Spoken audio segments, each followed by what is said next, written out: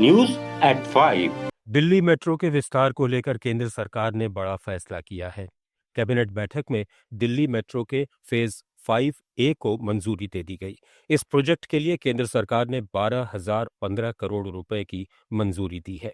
सरकार का कहना है कि मेट्रो विस्तार से दिल्ली में प्रदूषण और ट्रैफिक जाम की समस्या में कमी आएगी। आंकड़ों के मुताबिक दिल्ली मेट्रो से रोजाना करीब 65 लाख लोग सफर करते हैं। केंद्रीय मंत्री अश्विनी वैष्णव ने कहा कि फेज 5A के पूरा होने के बाद दिल्ली मेट्रो नेटवर्क 400 किलोमीटर से ज्यादा का हो जाएगा। ये प्रोजेक्ट दिल्ली की कनेक्टिविटी और लोगों की सुविधा को और मजबूत करेगा। बड़ा एक अचीवमेंट है। ये जो 3 आज कॉरिडोर्स अप्रूव हुए हैं, रामकृष्णा आश्रम आरके आश्रम मार्ग से Indraprastha 9.9 kilometres at an investment of 9,570 crore, Aerocity to airport terminal 1 2.3 kilometres 1,419 crore, Tughlakabad to Kalindi Kunj 3.9 kilometres 1,024 crore rupees.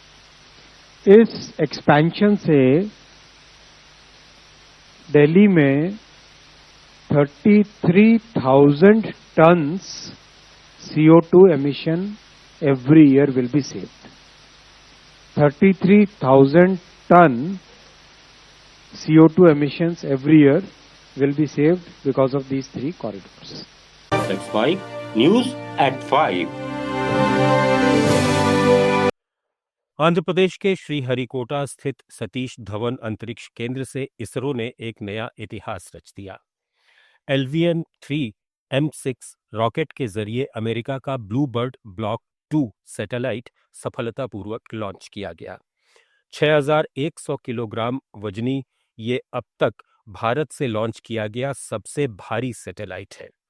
करीब 43.5 मीटर ऊंचे और 640 टन वजनी LVM-3 रॉकेट ने 15 मिनट की उड़ान के बाद सैटेलाइट को 520 किलोमीटर ऊंचाई पर लो अर्थ ऑर्बिट में स्थापित किया। ये इसरो का तीसरा कमर्शियल मिशन है और LVM-3 की 9वीं सफल उड़ान थी। इसरो चेयरमैन वी नारायणन ने इसे देश के लिए बड़ी उपलब्धि बताया, जबकि प्रधानमंत्री नरेंद्र मोदी ने इसे भारत की अंतरिक्ष यात्रा का गौरवपूर्ण मील का पत्थर कहा। ब्लू बर्ड ब्लॉक 2 का लक्ष्य बिना मोबाइल टावर सीधे स्मार्टफोन तक 4G 5G कनेक्टिविटी पहुंचाना है, जिससे दुनिया के दूर दराज इलाकों में भी हाई स्पीड संचार संभव हो सकेगा। इधर भारतीय सेना ने स्वदेशी एयर डिफेंस क्षमता को और मजबूत करते हुए आकाश मिसाइल सिस्टम के एडवांस्ड वर्जन आकाश नेक्स्ट जनरेशन यानी आकाश NG का सफल परीक्षण किया। ये ट्रायल ओडिशा के चांदीपुर स्थित इंटीग्रेटेड टेस्ट रेंज में किया गया।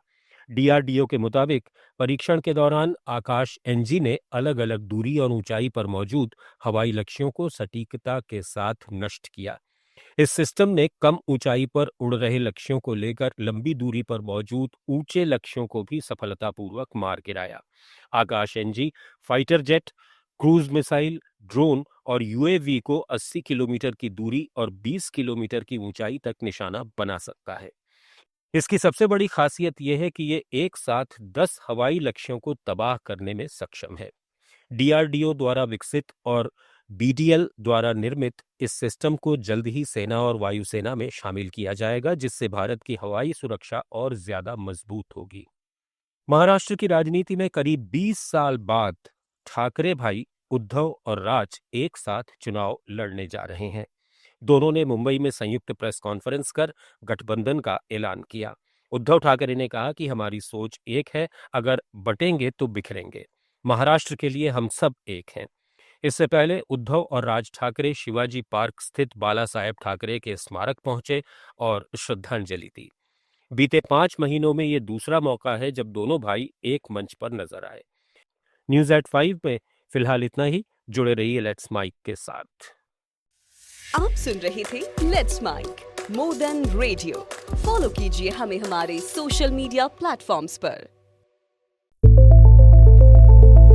It's time for news. It's time for More Than Radio. Presenting the first radio news app, Let's Mic. Let's Mic, a news-based app on your phone where you get to watch